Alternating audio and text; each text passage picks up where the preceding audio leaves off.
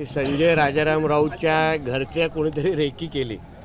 आता मला पहिल्यांदा अनुभव आहे की मच्छर मारण्यासाठी पण रेकी करायला लागते.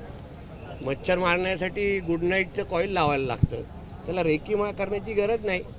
कदाचित खिचडी चोर नेमकं कुठे राहतो हे पाहण्यासाठी कोणतरी बाईकवर आलं असेल की बाबा खिचडी कुठे डिलिव्हर करायची आहे, म्हणून एवढं काही तर गांभीर्याने घेण्याची गोष्ट नाही.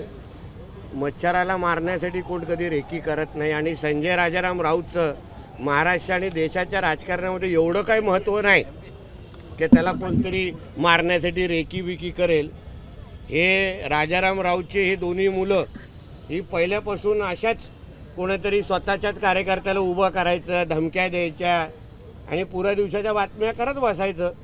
म्हणून ह्या गोष्टीला जास्त काहीच महत्त्व द्यायची गरज नाही. आणि एकदमच मच्छराला मारायचे असेल तर आम्ही त्याच्या बंगल्याच्या अवतीभोवती गुड नाईटचे कॉईल लावून टाकू, मच्छर जातील, संपतील. एवढा कशाला जोराला मारायची गरज आहे. ठाकरे यांनी पण आदित्य ठाकरेने पण हो, फडणवीसांची कोणी पेंग्विन मच्छराच्या मदतीला गेला तेवढाच विषय. म्हणून एवढं काय ह्या गोष्टीला महत्त्व देऊ नका. आता शेवटी महाराष्ट्राच्या राजकारणामध्ये या सगळ्यांचं महत्त्व जनतेनेच संपवलेलं आहे. म्हणून एकाने मारल्यासारखं करायचं, दुसऱ्याने एकदम जाऊन संरक्षण मागायचं. मला या महाराष्ट्रामध्ये एक असा व्यक्ती सांगा जो आपले हात खराब करून घेईल संजय राजाराम राऊतवर काय करण्यासाठी. आणि ह्याच्या अगोदर पण तुम्हाला आठवत असेल अशी एक घटना झालेली, पोलिसांच्या चौकशीमध्ये नंतर असं कळलं हा त्यांचाच कार्यकर्ता होता. म्हणून बोलतो ना, कोणतरी चोरी केलेली खिचडी डिलिव्हर करण्यासाठी आले असतील, म्हणून ॲड्रेस शोधत असेल की खिचडी चोर कुठे राहतो. एवढाच विषय आहे, जास्त महत्त्व देऊ नका त्या गोष्टीला. काल कारागृह सुधारणा विधेयकासंदर्भात चर्चा करताना आदित्य ठाकरे म्हणत होते की राजकीय आर्थिक फसवणूक केलेले आंदोलक असतात, त्यांसाठी वेगवेगळी व्यवस्था जेलमध्ये करण्याची गरज आहे. इतकंच नाही तर AI आणि CCTV सुद्धा यंत्रणा वापरली पाहिजे.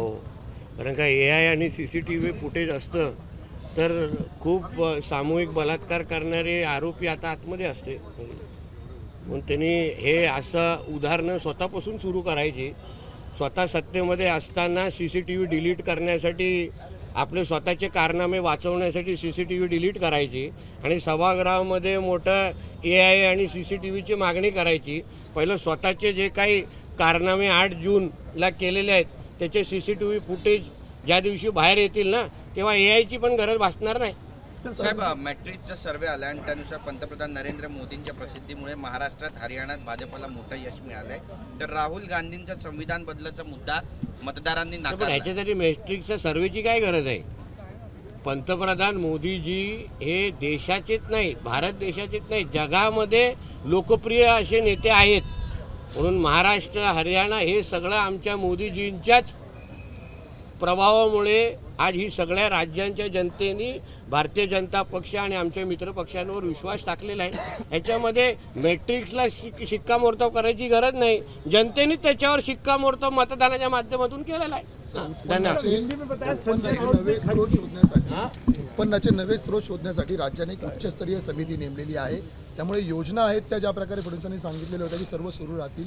तर त्याच्यावर माहिती घेऊन बोलू. सर, संजय राउत हिंदी में बता क्या करूँ संजय राउत का हिंदी में? धमकी आई है, ऐसा उन्होंने उनकी कहा रेकी है की है. कि रेकी हुई है. मैं आपको सीधा बताऊं, आप एक तो संजय राजाराम राउत को इतना क्यों सीरियसली लेते हैं मेरे को आज तक समझा नहीं. मच्छर को मारने के लिए कभी रेकी लगती नहीं थी, ऐसा करना पड़ता है ऐसा. और कभी कभी गुड नाइट का कॉइल लगाना पड़ता है. अभी शायद अभी जो कोई बाइक में वो दिखने वाले जो है, शायद वो लोग खिचड़ी चोर को ढूंढने के लिए आए रहेंगे कि बाबा खिचड़ी चोर भांडुप में किधर रहता है, भांडुप का देवानंद किधर रहता है, उधर आ गए रहेंगे उधर. तो इतना है कोई आप उनको सीरियसली लेते. और उसको ऐसे मच्छरों को मारने के लिए इतना रेकी विकी सब बड़ी चीज़ है. इसके पहले भी आपको याद रहेगा, पिछले साल भी ये दोनों भाइयों ने ऐसे ही पूरा दिन नाटक किया था. और जब भी पुलिस का जब इंक्वायरी हुई थी तभी समझा कि वो उन्हीं का कार्यकर्ता है. तो शायद कोई खिचड़ी चोरी करने के लिए, डिलीवर करने के लिए आए रहेंगे कि बाबा हमारा खिचड़ी चोर किधर रहता है, तो उसी का CCTV फुटेज में आया रहेगा. इसलिए उतना उसको सीरियसली लो मत, कोई सीरियसली लेता नहीं उसको. ABP माझा, उघडा डोळे बघा नीट.